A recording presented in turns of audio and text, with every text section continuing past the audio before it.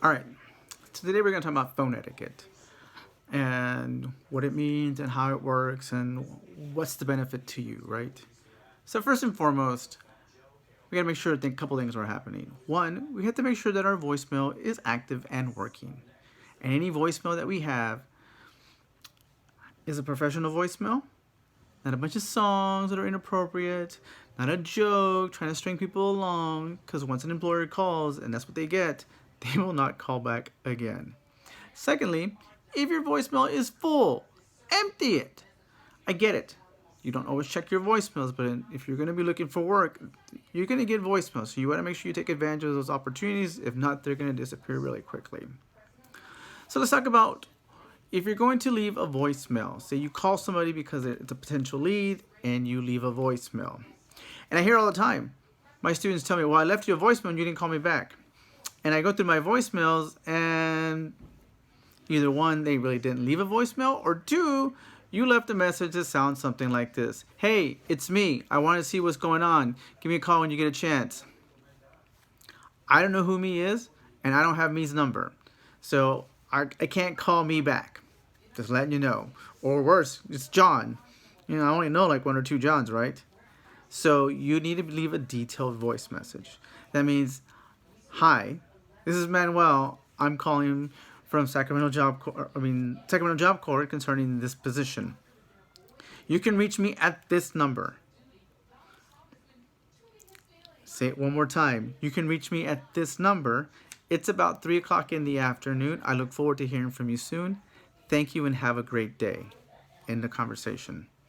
Don't leave a text. Don't leave a novel of information.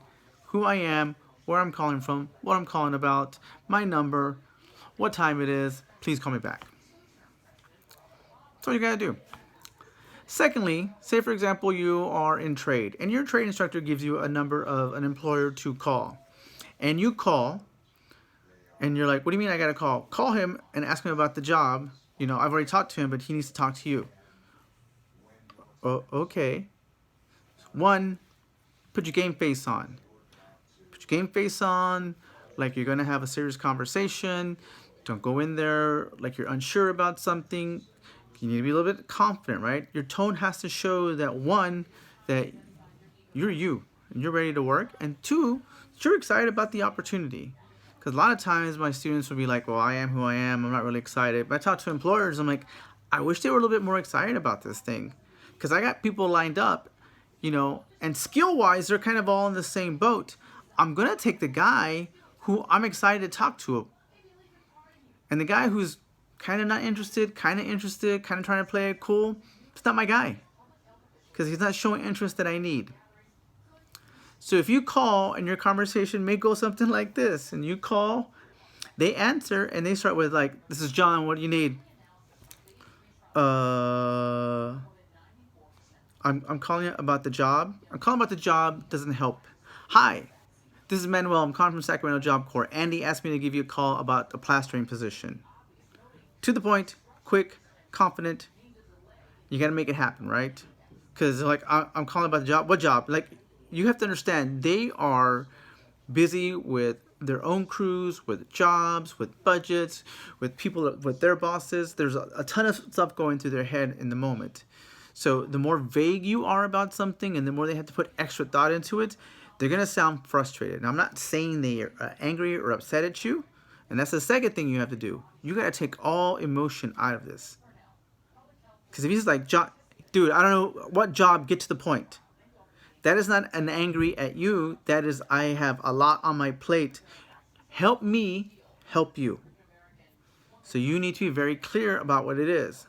Like I said, Andy asked me to call. Andy from Sacramento Job Corps asked me about the plastering position. I'm, working in Sacramento. Oh, okay.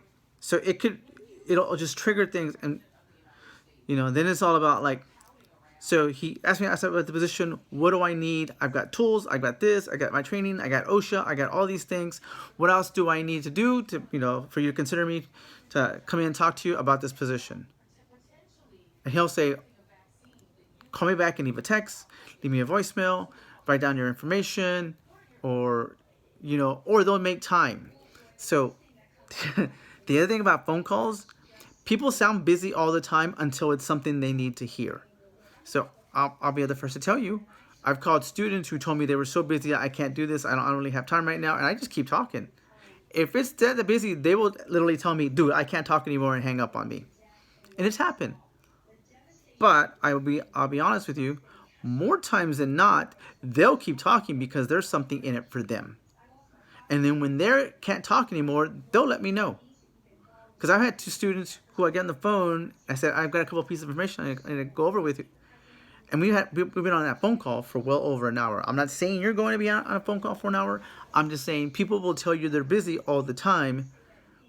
But if it's something important or something of value that can help them do their job more effectively, like getting a qualified employee, they will put a little more time into it. So don't assume because they're busy that you got to rush off the phone. Just talk about, stay on track, stick to the points, and if they'll tell you when to end the call. So, recap. Your phone, voicemail needs to be on. Voicemail should not be full. Your message should be professional and ready for employers. Because if it's full or if it's some crazy message, they're not going to call back. Have a plan when you're going to make a phone call. Write things down that you want to talk about. So when you get on the phone, you tell them who you are, where you're calling from, who told you to call, what's the position, and get to the point. And then talk about what you have and how you're ready to work. Because in the end of the day, in the world of COVID, you can expect a lot more phone calls. So again, if you can tell me all day long, well, that's not my thing, I'm not a phone person, you know what? I am not a phone person. I am not a public speaking person. But here I am because those are the things that are going to allow me to be successful. I don't change. In my home, I don't want to get on the phone a lot either.